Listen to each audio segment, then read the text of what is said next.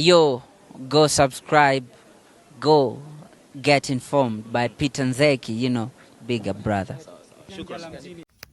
So hello everybody, welcome to Peter Nzeki TV, and if you're new to this channel, please subscribe and click the notification bell below.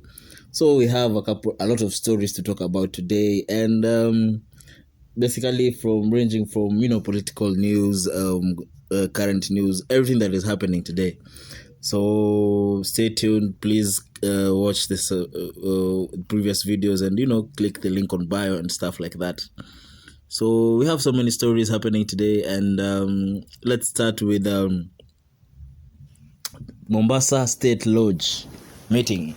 So the previous weekend, President UHURU Kenyatta was in Mombasa at the State House in Mombasa, and he was meeting with the political leaders of various political leaders, including Raila Odinga, of ODM, Musalia Mudavadi of ANC, Oparanya, the governor of Kakamega, KALONZO of Wiper, unajua, wetangula also was there, Ford Kenya. They were there just to talk to the president. Also Gideon was also present. So key to note is this meeting happened in the State House in Mombasa, the State Lodge in Mombasa. So basically this is what transpired, and this is what they discussed yesterday, according to the HNIB. So number one, the president opened the meeting with a poll done by NIS. It showed that DP Ruto was at 49%, Raila Odinga at 31%, and the rest scoring 7% and 6% each. He then asked for unity between them so as to ensure they beat William Samoei Ruto. I cannot support you if you're not united. From the poll, if you do not unite, William Ruto will get 50+1 without the need of a second round. And I quote, that's what President UHURU Kenyatta was quoted saying. Also at the meeting, I quote, this is what UHURU said. From where I sit, the best chance you have to win is to support Raila. He seems to have a realistic chance, but only with your support. Raila is 77 as of now, so we can craft a binding agreement that makes him serve one term, and then we will use our entire system to make sure he is bound by an agreement. UHURU also continued to say, we will even discuss and share government now so that everyone knows exactly what they will get once the coalition wins. BBI is in a good place and it will most likely go through. Also have that in your plans. End of quote. I quote what the president said during the State House meeting in Mombasa. KALONZO Wiper leader, protested the one-term narrative, saying that he had done it in 2013 and 2017 in different forms. He also argued that it was impossible to sell the same story in his stronghold in Ukambani. ANC leader Musalia Mudavadi also weighed on saying the unity idea was acceptable, but only if Raila came down and played like an equal. Musalia Mudavadi further told UHURU to his face that he is on the ballot to the end and will not be supporting anyone. One Kenya Alliance, that is Musalia Mudavadi, KALONZO, wetangula, and Gideon, they also said that Raila had not announced his candidature publicly and therefore should not be considered a candidate until he does so. The president reported he had already prepared two parties from Mount Kenya to negotiate with the One Kenya Alliance as long as they are united, so as to show that the new force to reckon with.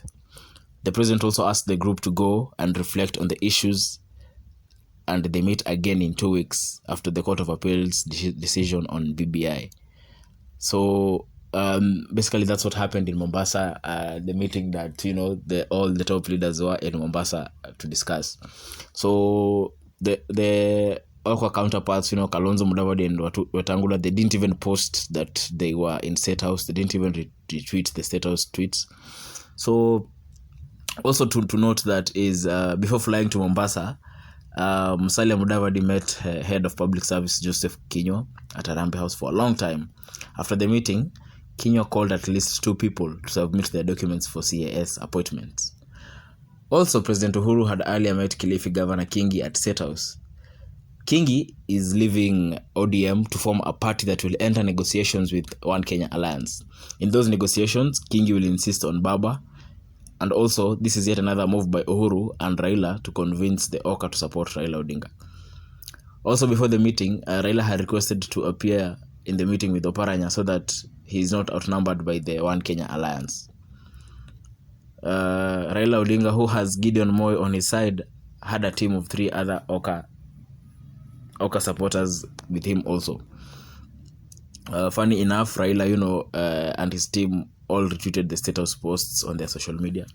So it's very clear to say that, or it is very clear that guys are structuring themselves now ahead of the 2022 elections happening next year. So let's see where this goes. Will President Uhuru Kenyatta support Ruto at the end of the day? Sorry, because definitely William Samoei Ruto is the man to beat.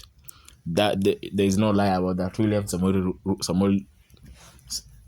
Ruto is the man to beat next year. So let's see how these guys plan themselves. But what do you guys think about this whole meeting of President Uhuru and the One Kenya Alliance and Raila Odinga in Mombasa? Share your thoughts down below and click the link also, and subscribe and share and comment also. Let's continue this conversation and see how elections 2022 will unfold come next year. Yes.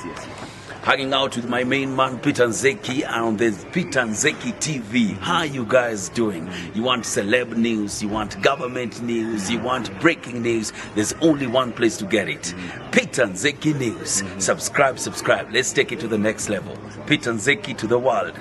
White media, tafadhali. White media.